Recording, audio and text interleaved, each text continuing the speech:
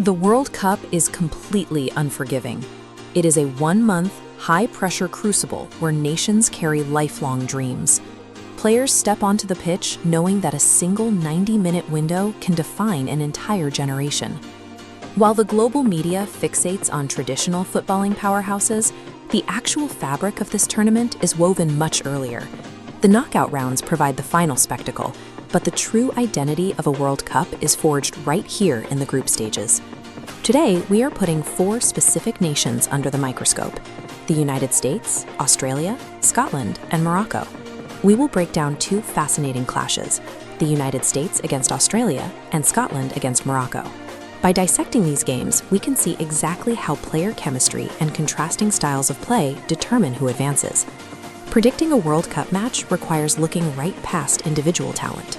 You have to understand a team's tactical blueprint and the decades of history pushing them forward. For decades, football operated in the margins for both the United States and Australia. Both nations had to build their programs from the ground up, fighting for domestic attention and international respect in countries heavily dominated by other sports. The American program really gained its footing when the United States hosted the tournament in 1994. 8 years later, they took a massive step forward, pushing through to the quarterfinals in 2002. Today, the American squad has shed the underdog label. They are now one of the fastest-growing football nations on the planet, producing players who compete across Europe, and they arrive at this tournament carrying massive fan expectations. Australia runs a parallel course. The Socceroos rarely command the global spotlight, yet time after time, they exceed expectations on the world stage through sheer grit, backed by a deeply passionate following. Because both countries share this blueprint of fighting from the outside in, their match feels highly personal. It is a direct test to prove which nation's multi-decade football project has evolved further. The United States brings a distinct advantage to the pitch this year. Many of these players developed alongside each other in youth national systems. That early integration translates into instinctive trust when the pressure rises. Up front, they pair Christian Pulisic's high-level creativity with Timothy Weah's explosive pace. Pulisic knows exactly when Weah will attack open space, forming a highly dangerous attacking partnership. Australia's identity stands in direct contrast. They do not build their system around a single superstar. Instead, they rely on deep defensive resilience and a squad where every player works relentlessly to maintain the collective structure. This tactical map illustrates the matchup. The United States will dominate possession, moving rapidly to exploit gaps in the final third. In response, Australia will compress into a physical block, closing attacking lanes and daring the Americans to break their structure. This creates a clear dynamic on the pitch. It pits highly coordinated creative talent against a unified wall of grit. Our second matchup shifts the stakes entirely. Here, a century of deep football tradition faces off against unprecedented modern momentum. Scotland is one of the oldest national teams in the sport. Their legacy spans well over a century, characterized by generations of intensely passionate fans traveling the globe, only to routinely endure painful early eliminations. Morocco brings entirely different energy to this clash. During the 2022 tournament, they dismantled elite squads like Belgium, took down Spain, and eliminated Portugal, becoming the first African nation to ever reach a World Cup semifinal.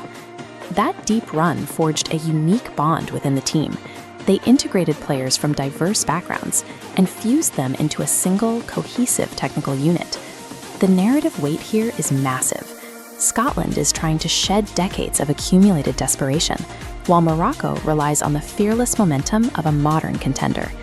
To see how this plays out, we look at their opposing styles. Scotland relies on an established formula. They use heavy intensity, physical pressure, and sheer passion to overwhelm their opponents. Morocco operates with clinical precision.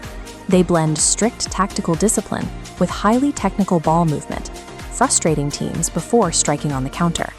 The outcome will likely hinge on the flanks, specifically the duel between 2 of international football's best attacking fullbacks, Andy Robertson and Achraf Hakimi. Whoever controls the wide areas will dictate the attacking pace. In the center, the engine room will see heavy contact. Scott McTominay provides massive physical power and energy, crashing directly into Sofyan Amrabat, who serves as the structural anchor for the Moroccan system. This diagram shows the collision point in the midfield. Morocco sets up a highly structured technical web, and Scotland applies blunt force pressure points to break that shape. The game ultimately comes down to rhythm. Whichever team successfully imposes their ideology, whether that is chaos or control, will win the midfield and the match. Based on these tactical profiles, the predictions take shape. Expect a chaotic 2-1 victory for the United States over Australia and a highly tense tactical 1-1 draw between Scotland and Morocco. The deciding factors in those results will come from key individuals. Pulisic's ability to create chances out of nothing and Hakimi's elite speed in transitional play provide the tools needed to break a deadlock. Earning points here has massive implications. For Scotland, a result puts them one step closer to ending decades of heartbreak. For Morocco, a point confirms they are a permanent fixture among the global elite. For the United States and Australia, victory offers long-sought validation. It proves that their modern footballing systems are finally yielding results on the world's biggest stage. We can analyze tactics, chemistry, and history to set the stage. But ultimately, the World Cup exists to crown new heroes. Which of these tactical clashes do you think will dominate the group stages? Let us know in the comments below, and we'll see you in the next breakdown.